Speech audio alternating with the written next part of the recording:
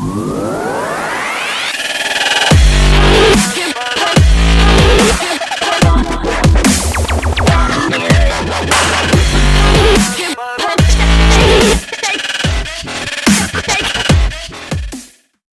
back to It's a Grandma Matt podcast. I'm Matt. He can't. Grandma's muted. I just whispered.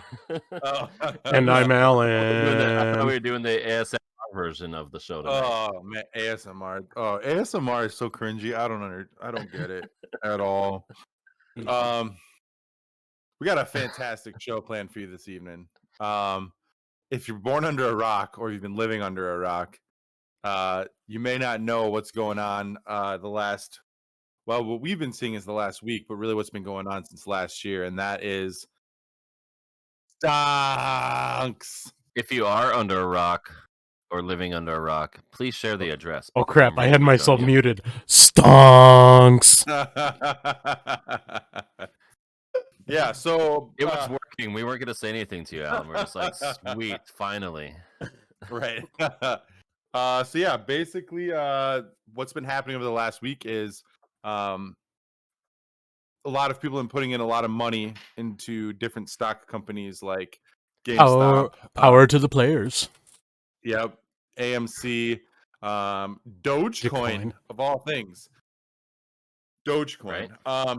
Which so basically which is a joke currency. Yeah, we'll go in a little bit more on to Dogecoin, but I mean, first I think it's important that you guys know why this is happening.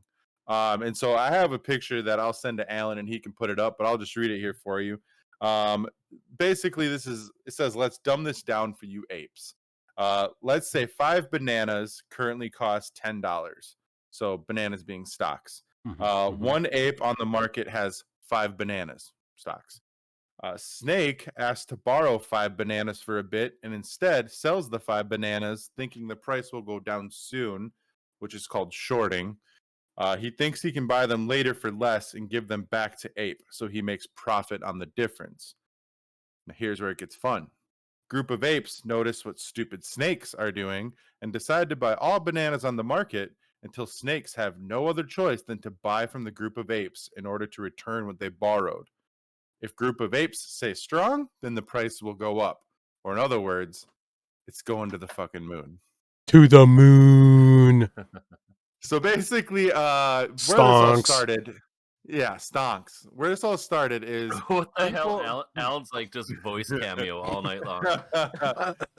People on a subreddit called Wall Street Bets, they started this a while back, because I think last year GameStop had a stock price as low as like $4.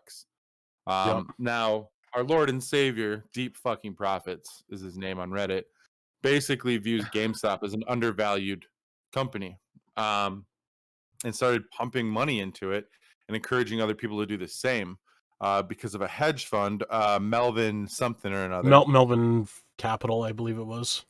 Yeah, basically they put a short on GameStop saying they believed it was going to fail. And so the problem is like by shorting it, they're undervaluing it, and all these people started buying more and more and more stocks. And now we're in a period called the squeeze. So in order to reduce their I guess what you'd say is reduce their liability, they would have to sell these shares off. And that normally would lower the stock price. But what's happening is all these other people are constantly buying more of those shares over and over again, consistently raising the price to like it's insane. It closed at Friday. Fortune 500. Yeah, on Friday the stock price closed at $325 a share. Yeah, and it's high. It's high that day was like $459, I believe. Yeah. Yep. And so here's the important part. Like a lot of these folks that are doing this are gonna make so much money. So for instance, Deep Fucking Value, right? Right now he has about $46 million in stock options right now, from GameStop. And so there's deeper implications to this, though, is kind of what is going on, though. because basically what we're starting to see now is that the little guys have more power than what we thought before. Basically everybody talking together on the internet are able to influence a market pretty heavily. Now AMC, their stock didn't go up as much as say GameStop's did, but it did go up pretty significantly. And it's a steady. It's actually probably a safer investment right now because it's steady rising. And then after the COVID restrictions go off, then things return to normal. I mean, movie theaters. It's going to be a safe stock to invest in. It could level out and find a new space in the market then. Yep, absolutely. It has good long-term viability. Now I don't know about you guys, but I feel like all I've been doing the last 4 or 5 days is literally just been watching everything I can about understanding how the stock market works. Stock market and crypto. Yeah, I should have been. Yeah, that's true. So I don't know, Alan, did you invest anything at all? I'm still waiting. So basically all last week, like I work all the time and I'm just busy all the time. So I didn't have time to sit down and start up these accounts or whatever. And then when I finally did, it was on Friday, and then the accounts that I opened are like, I'm waiting for them to get approved because the high number of accounts being opened with trading apps. Yeah, and I've been on Robinhood for a while. Yeah, I've been on Robinhood for a few months, just because somebody's like, oh yeah, you can get some fractional shares. Like, all right, cool.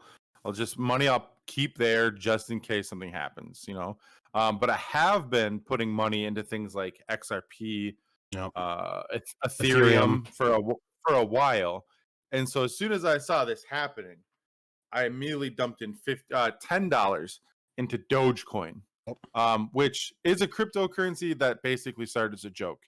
It's almost like it's almost like an experiment on hyperinflation because there is no limit. Yep. There's an infinite amount of Dogecoins out there. But I put in $10 because it was on the rise. I bought in when it was like 2 cents per coin, which is crazy because prior to that, like the day before, it was literally worth way less than a penny. Yeah. And so I tripled my money in a matter of hours. And I'm like, oh, okay. So I put in an extra $140, I think, is what I bought in for. By that evening, Dogecoin had gone to an all-time high of 8 cents per coin, which gave me somewhere in the neighborhood of like $800. Nice. That I would have made. However, stock markets are a gamble. They're very much so a casino. And don't forget, Matt, we like the stock. We like the stock. To the moon. I also want to say anything we talk about today, we are not giving you financial advice. We are no. Oh no. We are 3 dudes who've never played with the stock market ever. And this is all basically our experience and what we've learned over the last few days. So if you lose money on this, don't come saying say it was Graham's fault. We have curtains and backgrounds and all that crap for a reason. Yeah. We ain't making money. No, that's true. So I sold out. Here's the rest of my personal success story so far. I sold all my stuff in Doge the next morning for about $550. So then I did some trading. So I bought 20 shares of AMC, made about $20, pulled it out. I bought 1 share of GameStop, made about $60, pulled it out. And then I put back $270 back to my bank, and I still have about $340 of house money, as I like to call it. Yeah. It's just like gambling. It is gambling. Yeah, I mean, that's all it is. That's all it is. And so, like, kind of the deeper implications we're seeing off of this now is like people in the government are like, oh, so it's not good when everyday people can rig the system like this and make money, but we're just going to allow all these hedge funds and everything to do it all the time. So it's really interesting because we're starting to see some friendships from like the far left and the far right. Now, granted, AOC is saying, look, you almost had me kills Ted Cruz, go fuck yourself, is essentially what she's saying. But it's interesting to see what's going to happen here because, you know, Robinhood and everything, there's rumors that the White House was telling them, hey, you need to chill out and you need to stop people from doing this. You know, so Robinhood's been fucking people up. Alan probably knows more about it than I do because I feel like he was the only one who's like personally affected by it. Yeah. But so like I looked into doing Robinhood. Like the day like the GME to the moon really started, where it really gained momentum. I tried to get on, and like then all of a sudden, it like because of the overwhelming number of people trying to open accounts, and then they decided later on they put a halt to the trading of those stocks, and they basically came up with some garbage reasoning like, oh, it's just a high volume, blah blah blah, all this stuff. No, what they were trying to do, because the people that own Robinhood, or at least the main investors in Robinhood, are also the same people that are the ones that own the hedge fund of Melvin. And so they were basically like, we need to put a stop to this. They're trying to save their own asses. Oh yeah. Like we're staring at a situation, like the memes are great. I've seen so many memes like hedge fund CEOs are crying because they're losing so much money. Me as a millennial, have you considered budgeting? That's one. Oh no, they won't be able to have their avocado toast in the morning. Right. So many awesome memes out there talking about like, you know, all we wanted was $1,200 checks. Now watch what we're gonna do. Like, right. Because you have like, I mean, I've never made that much money in one day. Yeah. Like I felt like I literally snorted a fat line of white lightning. I was feeling so much energy. Cause like I'm just like I've never looked at stocks in my life, and I'm sitting there at work, at home, in the middle of the night, watching a fucking ticker. Yep. Okay, Right. where's it at now? Our whole friend group is all on this now, talking about, hey, they're gonna pump this now. Go put your money here. Yeah. It's insane. Like, I really feel like they're correct when they say like we're in a moment of unique history right now.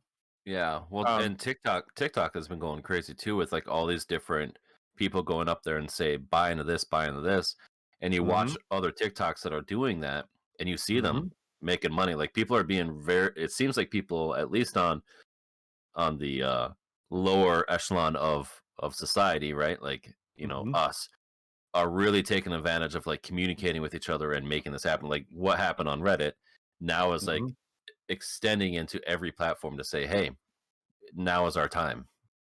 Oh yeah. And without a doubt. It's interesting to see. Yeah. I think what's really cool too is how, I mean, Joe Biden's been saying he's going to unite the nation, the left and the right. Joe Biden ain't doing shit, but I tell you what is uniting the left and right, the is millennials this shit right here. Yeah, dude, because you know what? Whether God you're a Democrat or you're a conservative, no matter which side of the spectrum you're on, I guarantee a lot of you motherfuckers are poor. Yep. Hey, And you know what? I'd like to propose a toast to millennials, Matt. Yeah, me too. Ready? Let's do it. Cheers. I'll let you wieners do that. Okay, I'll kind of way up here. Yeah. So no, but I think I didn't still make no damn money, and I'm not budgeting, so y'all ain't helping me yet. But did you think about putting anything into the markets at all over this? So a while ago, our lead singer sent us an invite to a couple of the apps, and you get free money for following, free stocks for following it. Yep. And I really looked at it, but I'm so stinking busy too that finding that time to like just invest into learning about investing and learning how these apps go, I never did it. And that was just about a month ago, and I've been talking about for a long time, like even Bitcoin, like Alan and I talked about a couple weeks ago. When Bitcoin was like kind of starting up, we took some time to look about it. I remember us talking about it in the band, in the camper. We're like, man, we should do it, and then we just never did it. And there's that regret there, and that's kind of where I'm at now. Is like I watch the TikTokers. I follow a bunch of them that talk about the stock and how to make some money off of this jazz. And I just never did it. I should have jumped in. And I had they call that FOMO. Yeah, that's the biggest thing they're warning against right now is, you're Don't- gonna have that, Yeah. don't dig into that FOMO, because like the biggest thing I've been hearing is in the end someone's gonna be holding that bag. So I mean, like Oh, the yeah. biggest thing right now is when you're gonna get out. Yeah. Like I have a friend who put, like, as soon as all this started going on, he threw $600 into Dogecoin Yep.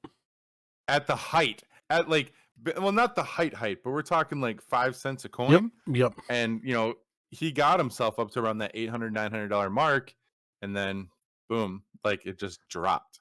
Yep. He stood to Well, that's lose it. a Like few $100. it's. I mean, so I went out gambling a couple weeks ago, and that's the only like feeling I get from this is like I don't like gambling, and so like Yeah. the stocks I'm just not smart enough or haven't invested the time into understanding it enough to go put money into it and then follow it every single day. Right. And that's why I think that's why I like these apps. But now hearing that the apps are like controlling how much you actually get to do really frustrates me. But that problem with like the gambling part that I have is like I'll sit there and I'll hit next and hit next, and I always bid super low, so I never get like big jackpots or anything like that. And or my buddy will be next to me, and he'll bid really high, and he'll get like, well, yeah, okay, we weren't supposed to say his name. That would be a bleep.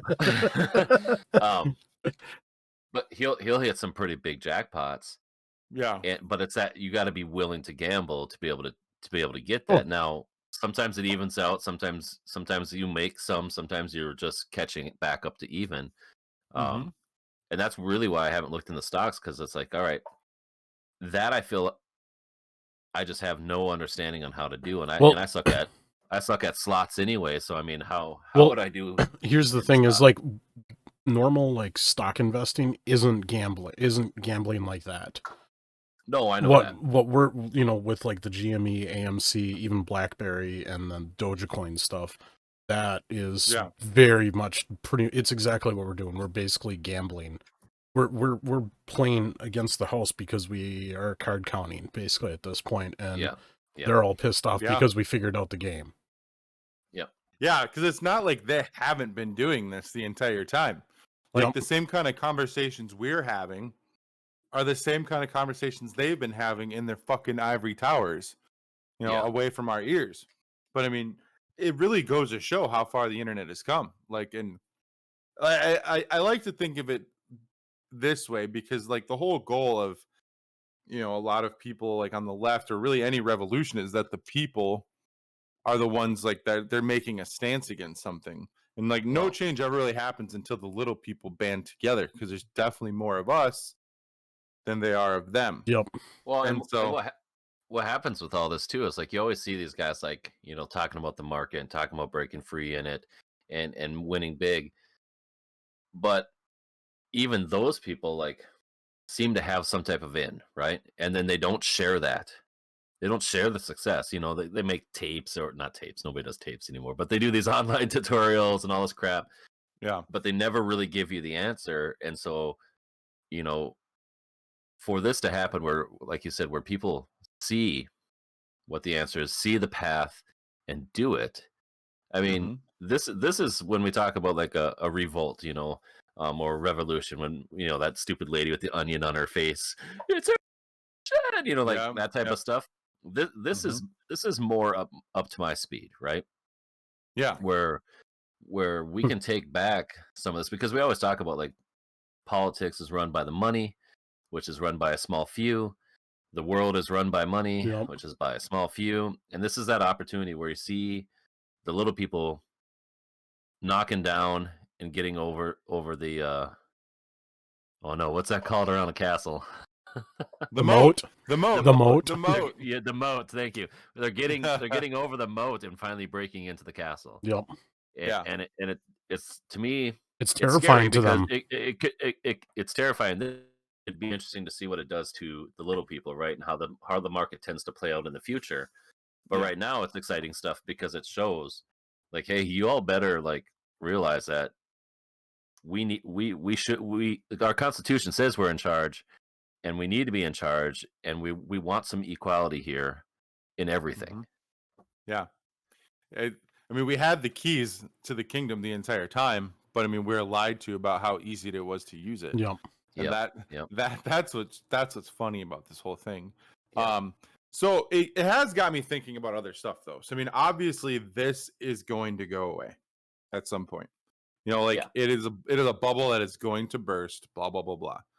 But it's got me thinking because you know, I've never even thought about things like, you know, proper investing Yep. or even something like I mean, outside of my 401k, I've never really thought about, you know, what the stock market's like. But I mean, I was just talking to somebody the other day about, you know, maybe I should open up like a Roth IRA, Yep. you know, Yeah. because like a savings account right now, you're getting interest at like 0.9%, which is ass. I have a regular You know? IRA, not a Roth though. Sadly, I wish it was a Roth. Yeah. So we're at a point right now where, in my opinion, I think the stock market's about to crash. Like, I think it's about to go down hard. You know, things like the oil stuff that's happening. Like, I think the stock market's going to crash. Which, you know, if you're about to retire, so Graham, this might hurt you, but I'm not even close. Matt and I are like, whatever, No. bring it on. We've already been through this like 3 different times. Yeah. So, like, for me, I'm thinking like, if the stock market crashes, that's the prime time for me to make something like a Roth IRA, because after a crash, you're gonna see shit starting to go up again, Yep. and like that's where I could stand to make a lot of money. That's the But best time to I was invest. like, you know, absolutely, like those are like I was thinking, you know, I could buy a house. You know, I set up a Roth IRA for 5 years. I could finally afford to put a great down payment on a house. Mm-hmm. So I think a good byproduct of everything that's happening right now is it's making people think about, well, you know, maybe it is time for me to get involved with investing. I've just been spending all my money getting all these other companies rich. You know, how about I give them money in a way that's mutually beneficial? Yep. You know, and I get some return on that.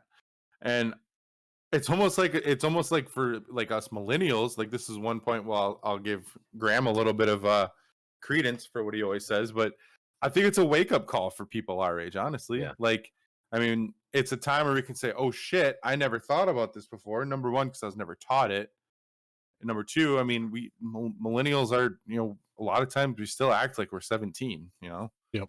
I mean, there's plenty of times I still feel like I'm 17, but it's one of those situations. I'm like, oh shit, I never realized just how easy this is. Yep. You know, and how, you know, I'm going to spend some money to make some money, but I mean, To be you fair know, though, at the same time, like we weren't necessarily taught that, but it was like there was gatekeeping going on. Like we can't let the rabble Yeah. in. We can't let these dirty millennials come into our boomer party and make money.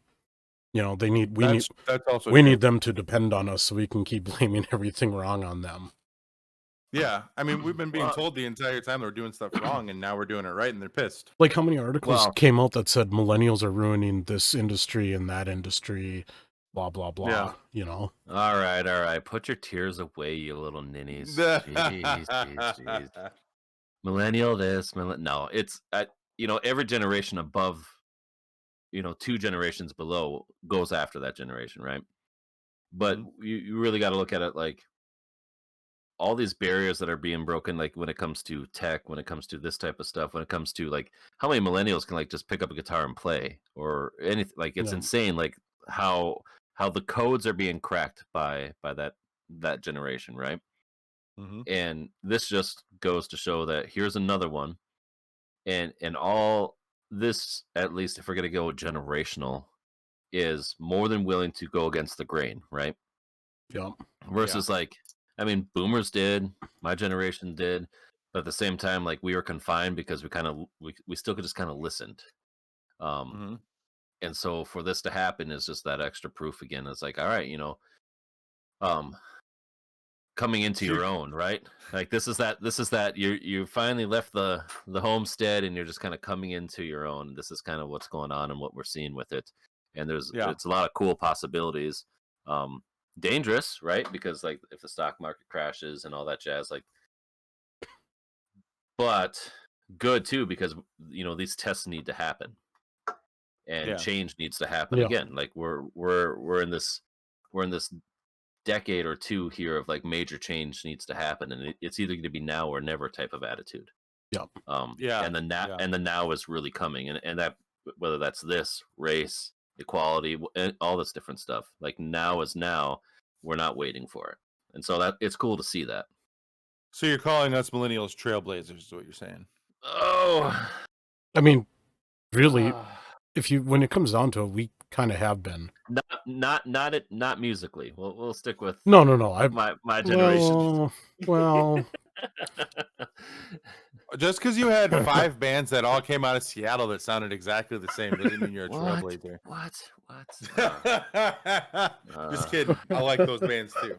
Just kidding. Man. I might have to take a drive. I'm not for good reason. I mean, boy. out of those 5 bands too, I'm probably gonna get some hate for this, but I think Alice in Chains was the best. No, I agree. Alice in Chains, man. People are gonna say Nirvana all day or like Soundgarden. They're both good. They are. Not as good as Alice. Soundgarden is like my second favorite of the grunge bands out of Seattle. I'm gonna have to say Pearl Jam because they're still alive.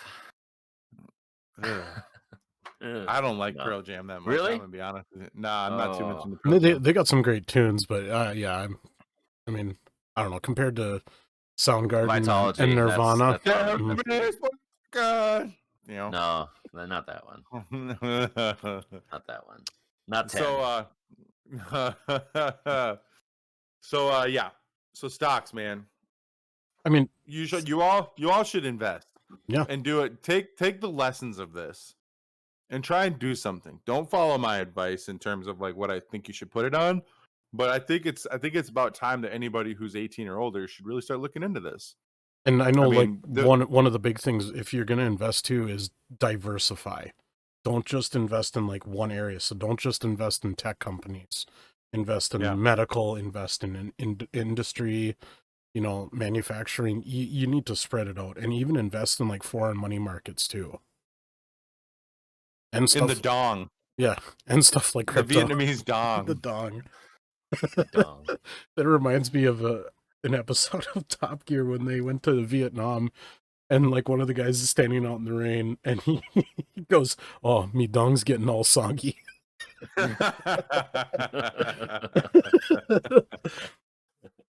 That's fantastic. I'll see if I can find a clip of that. Right. My dong's gonna be all soggy, isn't it? So yeah, it's been a fun week. I've had a lot of fun. I felt very stressed out at some points. Not because I was actually going to lose any money, because I thought I was going to lose money that I already gained. But I did learn a good lesson in greed. Yep. So many times I could have pulled out with so much money, but I literally had all, like, on my other screen, I had shit that I was like, as soon as this hits X amount, I'm buying this. Yep. And like all I could think about was, oh, it's already at this price. It's definitely going to go to this price. And I just felt like I kept hitting that max bet button at the casino. Yeah. Graham has a great story about doing that to me. Oh yeah. But did you win money though? Oh yeah. Oh, he won lots of money. Oh.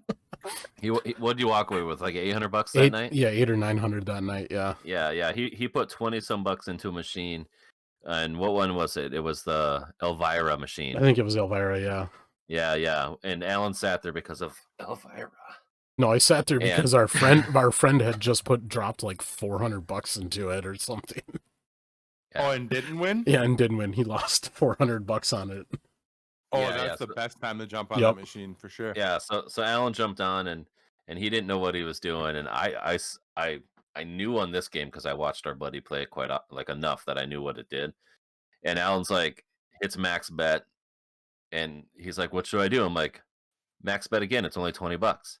He was already at like 40. But yeah, this is because it had gone into one of the mini games because I had won like a free spin. Yeah, I went into a mini game, but the bottom number didn't change. It just stayed what it was, and there was another number changing that was the earnings during that mini game, and Alan didn't see that one, so he just saw the 20. And so it just kept telling him to max bet, and he got all the way to the top, and he won $800, and he won, and he was just like, well, yeah, because he didn't know what happened, and all of a sudden it says, $800. He's like, what? Yeah, and I just went, nope, cash out. Yeah, cash out. Oh, because better than me, man.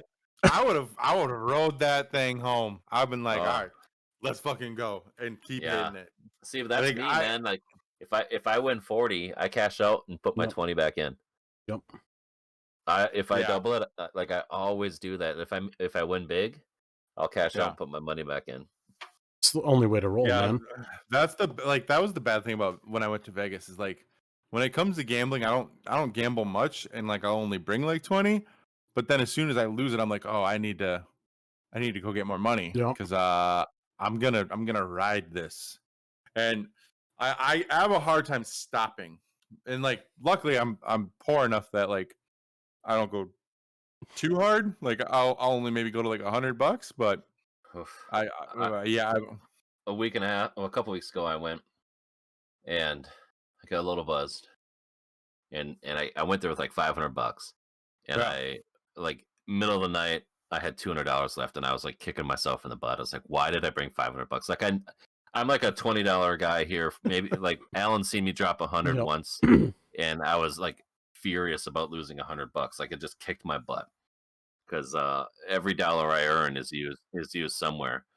Yeah. And no, I went to a machine, and my friends are like, "Hey, you got to do this one." And so I went there, and I kept going. I had no clue what's going on. I just knew that like lights are going off, and I ended up getting my 500 back and a little bit more, and then I cashed out. And then later in the night, my buddy was winning tons of money. So I'm like, I'm gonna play, and Yeah. I lost $100. I'm like, I'm not gonna play. So I'd like to revisit our screen times again today. Mm. All right, let's do that. Because I there's so many times I wanted to put Facebook back on my phone again today. And so I don't exactly remember what I was down last week. You were at like 6. You were down almost 50%. Yeah. Okay. So I am actually up a little bit. My screen time daily average was 5.5 hours. So 27% up from last week. Oh, so it was up. So okay. Yep. I was up from last week for sure. Yep. I went up too. Um Remember what was that? Without Facebook, you guys went up. Okay. Yeah. But also, Safari, you guys YouTube, search. Yeah, I was gonna say Safari though. You're searching stuff. Yeah. Safari, YouTube, and TikTok. Are your top 3? Yeah. Yep. Snapchat only 17 minutes. I don't go on Snapchat very much. Reddit and Snapchat and Safari for me Yep. are my most used. Right. I went down 30%. Yeah, I went up. You know what? I went up. I was at what, like 2 hours and 40 minutes is my average. What was I'm really surprised that I wasn't up from Robinhood though, because I feel like I was looking at my phone every 2 minutes the last few days. Yeah. And to see that I'm only up 27% is kind of crazy. I don't really understand that at all. I thought for sure it'd be higher. Oh well, mine was TikTok because I had a couple good poop sessions, and what else do you do when you're pooping? Go watch TikTok. Do you guys even remember what it was like going to the toilet without a phone? Because It's so funny that you were saying that. sure I just don't had a conversation remember about that the other day, and I'm like, what did you used to do without a phone in the bathroom? We'd poop and get out. You'd read magazines, read the shampoo bottle, read magazines. Yeah. Shampoo bottle. Dude, I remember reading labels and stuff on the back. I remember at one place that I worked at, they had the water heater in that stall. So like I just would read like the energy guidelines on the water heater. Yeah, dude. Stupid stuff. Before I had my phone, I had a subscription to Revolver. So I just always had old revolvers on the back when I was in high school and stuff. That's what I usually read. Skate magazine, Trans World, and things like that for me, and Game Informer. I had a subscription to Game Informer, yeah. so I would read that cover to cover all the time. Yeah. Yep. When I worked at Nortec, I ended up losing my job there because my breaks were too long. They were like 12-hour shifts doing like whatever, and I'd go sit in the bathroom and I'd take a nap up against the side of the wall. Jeez. waste my 10-minute break on sleeping. Hey man, you gotta do what you gotta do to get that rest in. That's totally cool. All Gen Xers had to do was underage drink and like smoke, skateboard. Yeah. and smoke cigarettes. We rebelled by taking down hedge funds. Graham rebelled by smoking cigarettes.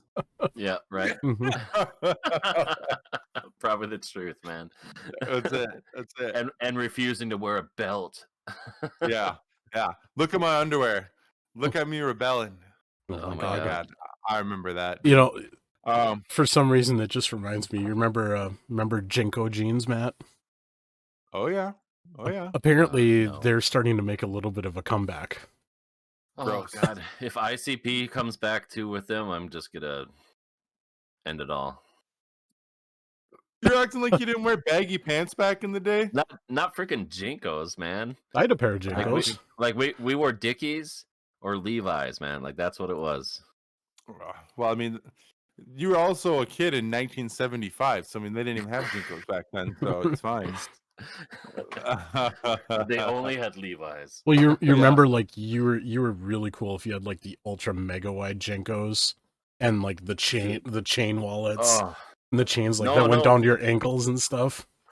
we were And you'd- talking and about you'd- that. So we had chain wallets, and this is mine from high school, and I have a bunch of pictures of like ex-girlfriends and stuff in here.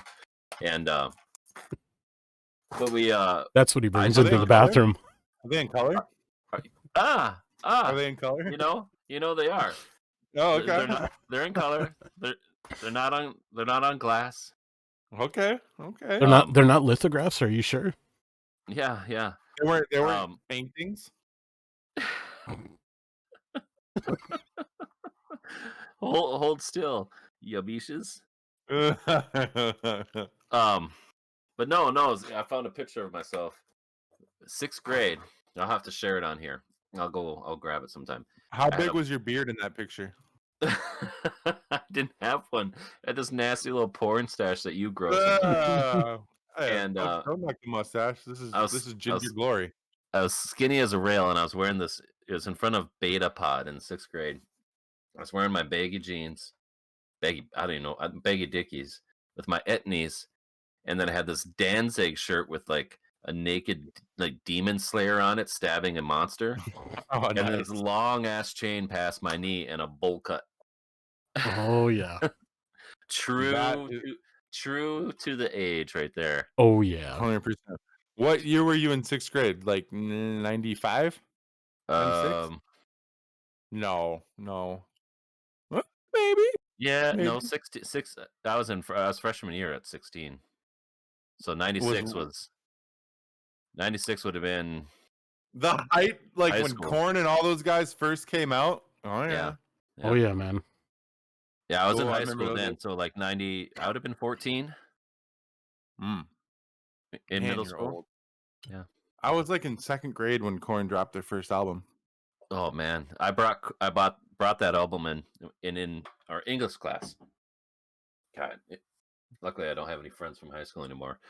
Probably because of this. In English class, we had to bring like a song or a poetry or something that like really just represented our feelings at the time. And I brought in Korn's. Was it Follow the What's that? Leader? No. It was It was off the the first one right album before where- that where it was the album cover with was it on the Playground set? Yeah, Korn. Yep. Yeah, The self-titled. OG. Yep. Korn. And I'm gonna have to look up the album song. But holy crap, I brought in the song that talked about like pretty much him being raped and crying in the background and like just the worst freaking Yeah, I know. I know which one that is. Daddy. It was Daddy, 14-minute Daddy. song, and we listened Yeah. to the whole fucking thing in this Oh, classroom. It had these 18-foot ceilings in this hardwood classroom, and we listened to the whole goddamn song. And I just sat there like this is pre-emo. We were just depressed, stupid goth kids at that point, pretty much grunge kids or whatever. And I just remember going through that whole freaking song and then just getting up, clicking it. And I was probably like that episode on every show where like then I go murder everyone in my school. That was like that whole fucking scene right there, just like doing that. Nobody said anything. The bell rang and you just heard a sigh of relief. Boom. That was it. I was like, Wow. never doing that again. Wow. Never doing Yeah, that again. that sounds real cringy. Yeah. Yeah. I'm not gonna lie to you. Yeah. You- Yeah. But I mean, that was like Oh.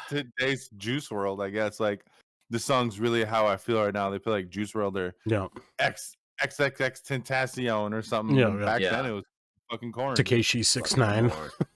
Or don't forget talking about getting raped by your dad. It's fine. Don't worry about it. Oh, don't forget Limp Bizkit too, man. You remember when Chocolate Starfish dropped?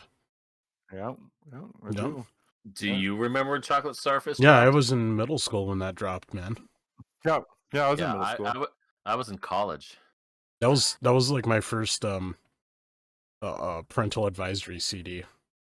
Ooh, my first parental advisory CD was Kid Rock.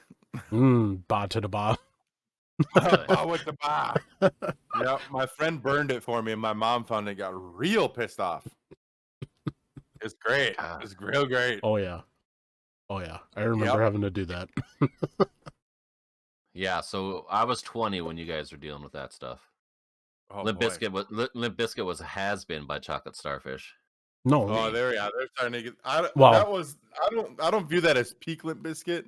I view that as the start of the decline. No, well, as commercially, Chocolate Starfish was the peak, though. That's true.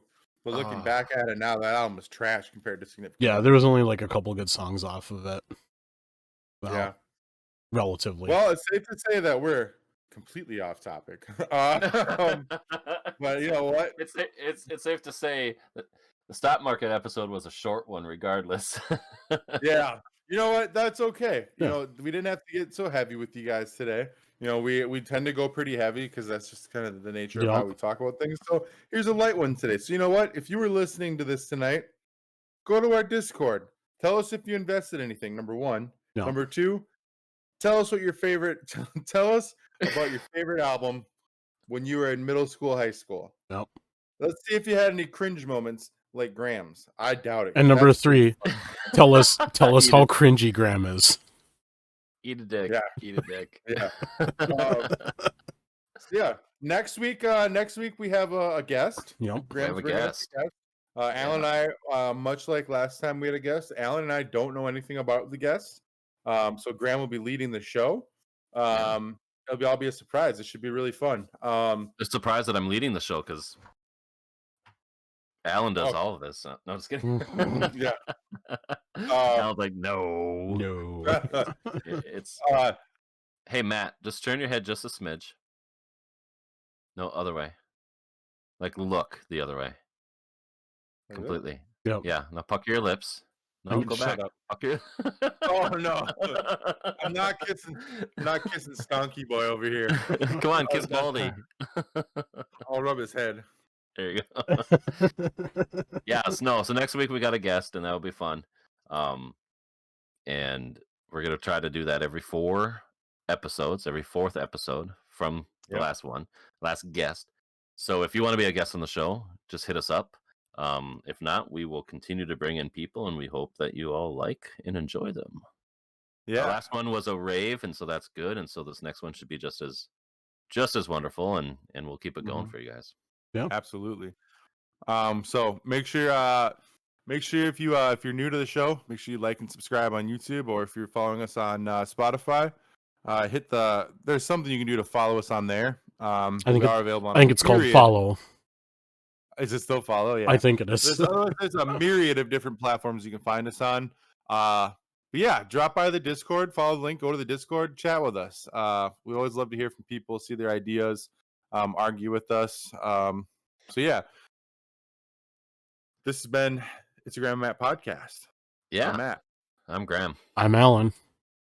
Thanks, Alan. Peace, y'all. Peace.